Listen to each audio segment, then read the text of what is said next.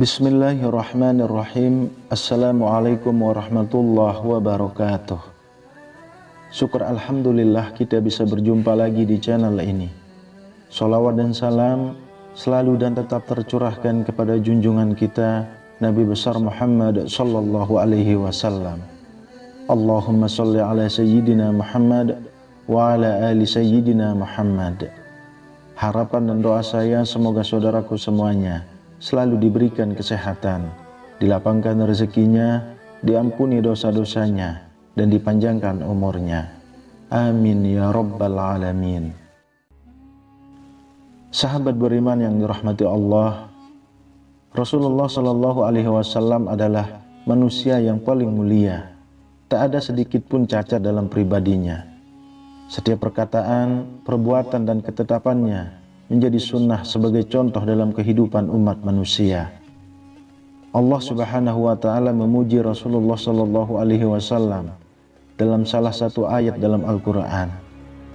Sesungguhnya telah ada pada diri Rasulullah itu suri teladan yang baik bagimu, yaitu bagi orang yang mengharap rahmat Allah dan kedatangan hari kiamat, dan dia banyak menyebut Allah.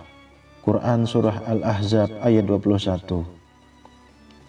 Salah satu di antara keistimewaan Rasulullah adalah kecintaan Rasulullah kepada umatnya. Rasulullah sengaja menahan doa mustajabnya di dunia untuk akhirat kelak sebagai syafaat untuk umatnya. Sampai-sampai di akhir-akhir menjelang wafat beliau pun yang ada di dalam pikirannya adalah umatnya. Rasulullah Shallallahu Alaihi Wasallam pernah memberikan suatu nasihat kepada salah seorang sahabatnya untuk mengamalkan nasihat ini dan mengajarkannya kepada orang lain agar selamat hidup di dunia dan akhirat. Nasihat ini pada dasarnya juga diperuntukkan kepada umat-umat sesudahnya yang dapat mengamalkannya. Lalu, apakah nasihat Rasulullah Shallallahu Alaihi Wasallam itu, dan siapakah sahabat yang diberikan nasihat itu? Sahabat beriman yang dirahmati Allah, seorang sahabat Nabi yang diberikan nasihat itu adalah Abu Hurairah radhiyallahu anhu. Kala itu beberapa sahabat ditanya, siapakah yang ingin mengambil nasihat dariku dan mengerjakannya? Maka Abu Hurairah radhiyallahu anhu menjawab, aku wahai Rasulullah. Hal ini disebut dalam sebuah hadis yang diriwayatkan oleh Imam At-Tirmizi dan dihasankan oleh Al-Albani rahimahullah. Dari Abu Hurairah radhiyallahu anhu dia berkata, Rasulullah Shallallahu Alaihi Wasallam bersabda, siapa yang mau mengambil kalimat-kalimat itu dariku, lalu mengamalkannya atau mengajarkan pada orang yang mengamalkannya? Abu Hurairah menjawab, saya wahai Rasulullah. Rasulullah meraih tanganku lalu menyebut 5 hal. Jagalah dirimu dari keharaman-keharaman. Niscaya kamu menjadi orang yang paling beribadah kepada Allah. Ridolah dengan apa yang Allah tentukan untukmu. Niscaya kau menjadi orang kaya. Berbuat baiklah terhadap tetanggamu. Niscaya kamu menjadi seorang mukmin. Cintailah untuk saudaramu seperti yang kau cintai untuk dirimu sendiri. Niscaya kau menjadi orang muslim. Janganlah banyak tertawa, karena banyak tertawa itu bisa mematikan hati. Hadis riwayat Tirmizi. Dari hadis di atas ada 5 hal yang menjadi nasihat Rasulullah Shallallahu Alaihi Wasallam kepada sahabat Abu Hurairah radhiyallahu anhu. Hal ini juga menjadi nasihat bagi kita umatnya agar dapat selamat hingga kelak di akhirat. Yang pertama, jagalah dirimu dari keharaman-keharaman. Niscaya kamu menjadi orang yang paling beribadah kepada Allah. Pesan pertama adalah meninggalkan yang diharamkan oleh Allah Subhanahu wa taala. Ternyata untuk menjadi orang yang paling beribadah kepada Allah adalah dengan cara meninggalkan keharaman. Hal ini karena sesuatu yang haram apabila kita lakukan akan membuat hati menjadi hitam dan kelam. Ketika hati kita sudah hitam dan kelam, maka ibadah pun menjadi berat atas kita. Maka dari itu, orang yang paling mudah beribadah adalah orang yang paling bersih hatinya.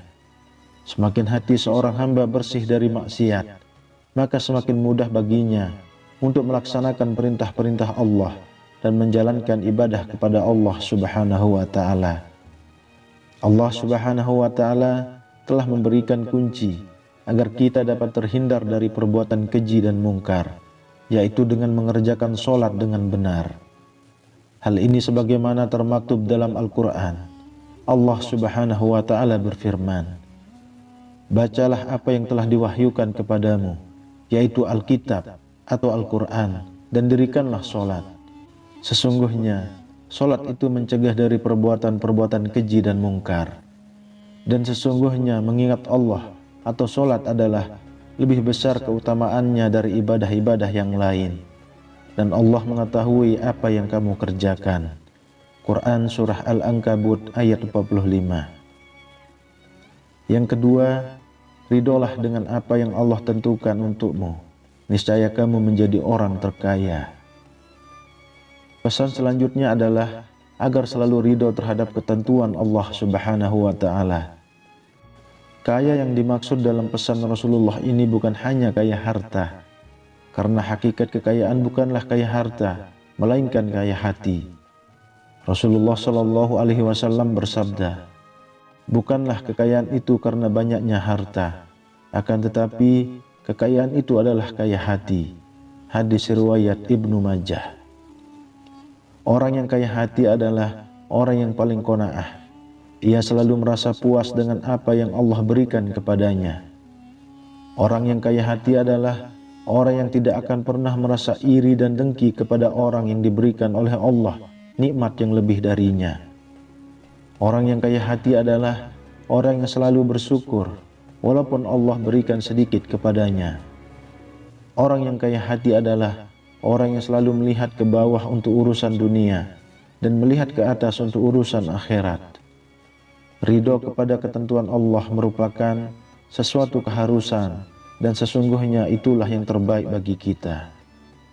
Allah Subhanahu wa Ta'ala berfirman, "Boleh jadi kamu membenci sesuatu, padahal ia amat baik bagimu. Dan boleh jadi pula kamu menyukai sesuatu, padahal ia amat buruk bagimu. Allah mengetahui, sedang kamu tidak mengetahui." Quran Surah Al-Baqarah ayat 216. Yang ketiga, berbuat baiklah terhadap tetanggamu, niscaya kamu menjadi seorang mukmin. Mukmin berarti orang yang beriman. Baiknya keimanan seseorang bisa dirasakan oleh orang-orang yang terdekat dengannya atau oleh lingkungannya. Rasulullah Shallallahu Alaihi Wasallam pernah menyampaikan bahwa tidaklah dikatakan beriman bagi seseorang sebelum ia berkata baik, memuliakan tamu dan tetangganya. Hal ini sebagaimana termaktub dalam sebuah hadis. Rasulullah Shallallahu Alaihi Wasallam bersabda, "Tidak beriman seseorang sehingga ia mengatakan apa yang baik, atau jika tidak bisa ia diam. Tidak beriman seseorang sehingga ia memuliakan tetangganya, dan tidak beriman seseorang sehingga ia memuliakan tamunya." Hadis riwayat Bukhari dan Muslim. Lalu yang keempat, cintailah untuk saudaramu seperti kamu cintai dirimu sendiri. Niscaya kamu menjadi orang muslim. Muslim bermakna orang yang menyelamatkan. Menjadi muslim artinya menjadi orang yang menyelamatkan orang lain dari kejahatan lisannya atau perbuatannya. Menjadi muslim adalah mencintai untuk orang lain sesuai dengan ia cinta dirinya sendiri. Jika ia mengharapkan kesehatan untuk dirinya, maka harapkanlah pula kesehatan itu dirasakan oleh orang lain. Jika ia mengharapkan mendapatkan kebaikan untuk dirinya, maka harapkan pula kebaikan itu dirasakan oleh orang lain. Jika ia mengharapkan kebaikan untuk dirinya, maka harapkanlah kebahagiaan itu dirasakan pula oleh orang lain. Hal inilah yang dicontohkan oleh sahabat-sahabat Nabi, kaum Ansor, yang mendahulukan saudaranya kaum Muhajirin daripada diri mereka sendiri.